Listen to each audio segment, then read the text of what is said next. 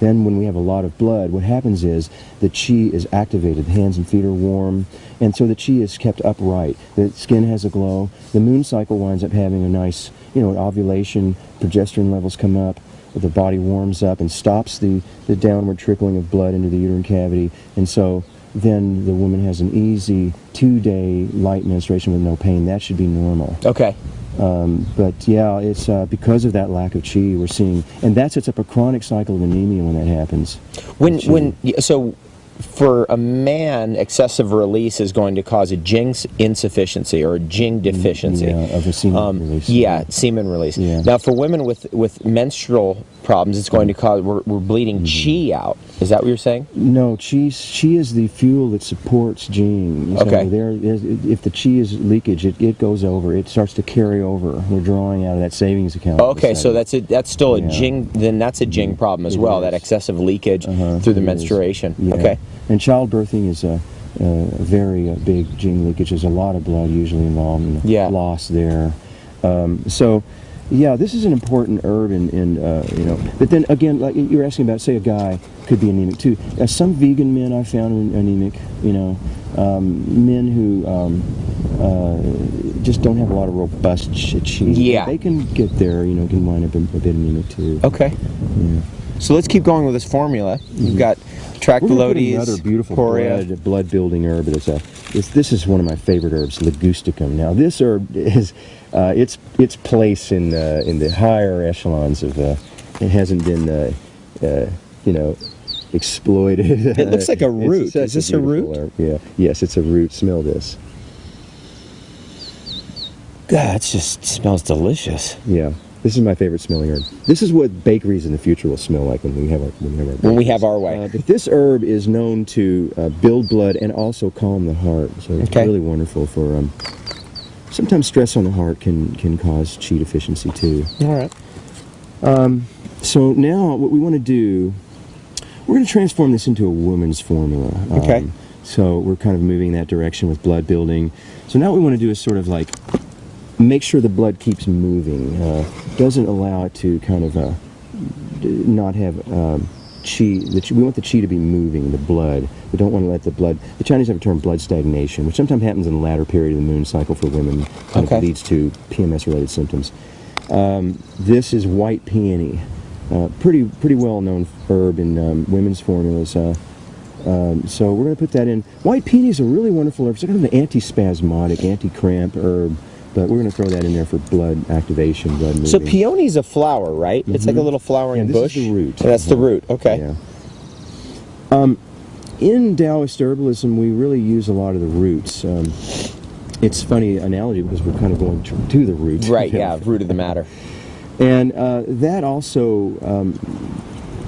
Why don't we go back to that when we have the formula done? Okay. Go back to the reason why we decoct it for an hour. And sure. All that. Yeah. Okay. So.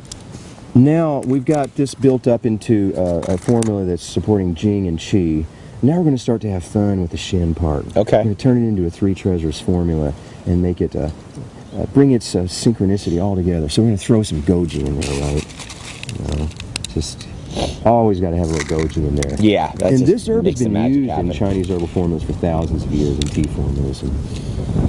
And housewife medicine in China for thousands of years would just throw your goji and your longans into the porridge for the family. We will. We're going to add an herb now that will, again, a little example of the sophistication of Chinese tonic, of Chinese herbalism is that we want an herb now to come in here to bring this whole batch into harmony with itself, so that it all winds up kind of harmoniously as something one. that holds the bottom end together. Yeah. The herb I like in spleen chi formulas and blood formulas like this, and kidney formula is jujube date. Okay. Jujube date is one of the only two harmonizing herbs in all the Chinese materia medica. Jujube date and licorice are the two harmonizing herbs. So a true formula you would see, a Chinese formula, would always have one of these in it. To bring it into harmony. Okay, now we get to have some fun with some Shin.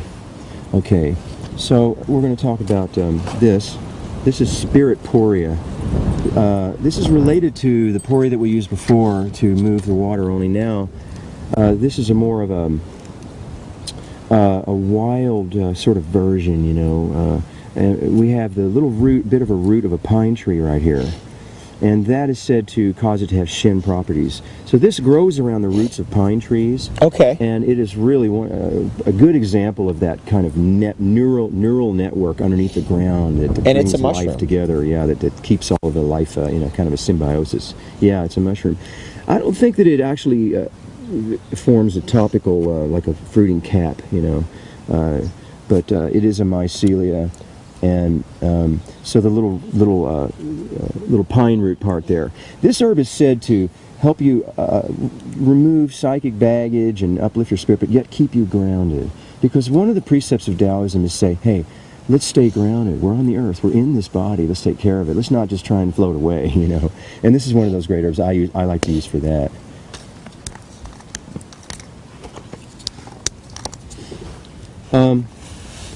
Then we can go ahead with our reishi. Can you have a big bag here? This is your big bag of reishi over here. Yeah. So here I just had it cut up in what we call a tea cut, so it can decoct better. That's from the big mushroom caps that I had ground up. So what you've done, what's gone on there is that's been broken up. We've taken this and broken it up into these little fine pieces. Okay. So we're going to throw some of that in. Let's put a lot in there. Oh, the more reishi, the better. Okay, so we have a three treasures formula here. Here we go again. We got albizia flower. Really wonderful. Albizia flowers are wonderful. Oh, that's awesome. Albizia flower is said to help one overcome anxiety, heartbreak, and stress. And so we're going to put some of that in there. Now we have what's called definitely a wonderful three treasures tonic. We'll put some longan in there for fun. Another spirit herb.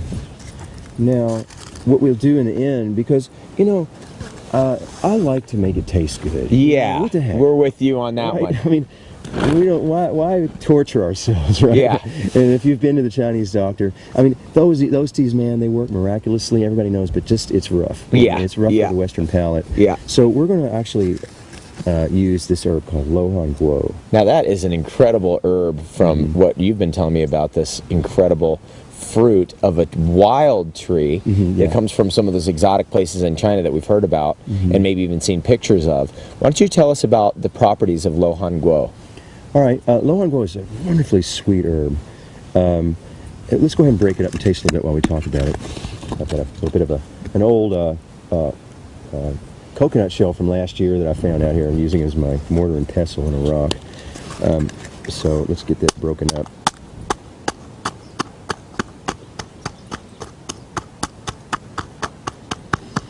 All of the fruit is used. Taste the seed, little seeds inside. A wonderfully sweet herb. Oh, now, delicious. The thing, this is actually classified as a lung immune tonic in Chinese herbalism. Okay. So for like weak lung qi, you would take this. So that's what's classified as. But it happens to be really sweet and beautiful. And yeah, Western they've tried to make some sweeteners out of it over here, but it's just too expensive. Yeah.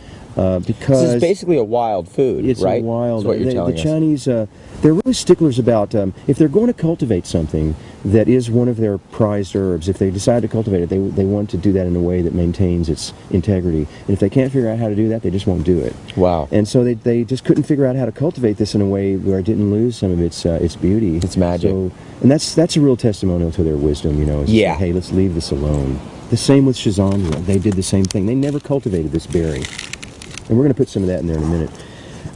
And so we're going to put some of that in there, and this just makes it taste great. Put a little bit of everything in. And lastly, for fun, we're going to put in what is considered by my teacher, Ron Teagarden. This is his favorite tonic herb. This is Shizandra. Again, a wild berry, never cultivated intentionally. Could have made a lot of people a lot of money as a sweet little tasty berry, but they said, no, we're not going to do that. And so it's as a tasting, it's intense. But this is the only. Let's have a they little call bit, this see the what happens. five tastes herb, and this is the only herb in the whole Chinese pharmacopoeia that is said to be tonifying to all 5 of the organ systems: Wow. the spleen, liver, heart, lungs, and kidney. So any issue you have with a feeling of deficiency in any of those, you take Schizandra and you would feel. But I consider it a harmonizer in formulas.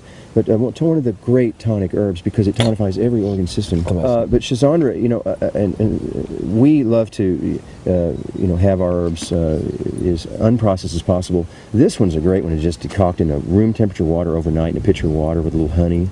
Man, you're talking about a great drink. Wow. Yeah.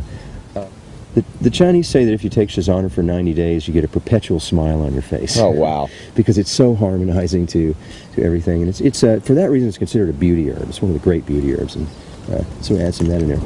Now, right there, we have an amazing 3 treasures herb formula that gets in there, it tonifies the life force all the way down to the genetic level and brightens our light, makes our life more abundant.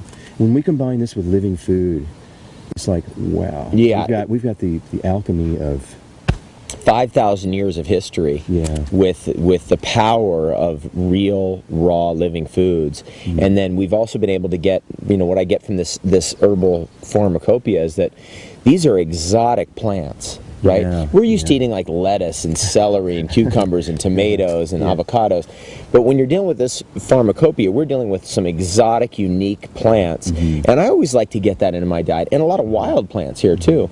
So to me, it just feels right. And, you know, over the years as the raw food movement has matured, we've gotten out of, you know, no, you can't have tea, to realizing that we can actually amplify our health tremendously with these teas. Yeah. And why don't we go there now? Like, so you have That's this. Let's see, you got this home, right? And you're like, okay, now what do I do with this? Okay. Actually, to go back to your previous statement a little further, to go to that from yes, we want teas, and so some people ask, well, why do you have to boil it for so long? You know, why can't I just have this? Can I eat it? Well, the difference is that these are roots, and these are they have what's called lignin cellulose. They have a protein that makes trees stand up so they don't melt in the rain, and so that it becomes a rigid sort of cellulose. And these are generally from perennial plants. So perennial plants keep living year after year, and one of the 2 of the criteria for the longevity of a perennial plant is to be able to hold itself up, to withstand various seasons, and also to build up plant, medicines to protect itself from invasive parasites and other stuff. So that's where they get the plant Chemistry. And so then when it gets into that stage, and as we're talking, our lettuce and the food we're eating are all annual. That grows. It's a plant grew out of the ground in 3 or 4 months. Its cellulose is still soft enough to eat, but these have turned into wood. And so when it gets to that stage, then we have to go in and unlock those nutrients. They've gotten locked in. Yep. And so the Chinese brilliantly long ago, and other cultures figured out that if they boiled it or heated it in water, they could soften that cellulose and unlock the, and there's a whole different class of nutrients we're looking at here, like polysaccharides and beta-glucans and that kind of stuff. Yeah. Everything from like triterpenes and all these things. So to enhance the biodiversity of our diet, which we really want, going back to like hunter-gatherers, they had a biodiverse diet. Yep. When we look at their skeletons, we see thick, straight teeth, thick bones, no signs of osteoporosis or any of that in a lot of those hunter-gatherer cultures. And then as soon as agricultural cultures came in and started eating a few staple foods, even though back then they were probably eating in a really powered up soil, Yep. but when they reduced their foods to a few annual cultivars, we see the beginnings of disease showing up there in the anthropological record, or the archaeological record, whatever you call it. And so that's why we want to get these herbs into our, and yes, the cooking of this, the unlocking of those nutrients, we do lose the enzymes. Maybe there are still some enzymes left, but we're looking for enzymes with our food. That's Right. why this combination is so beautiful. Yeah, and when it's a liquid anyway.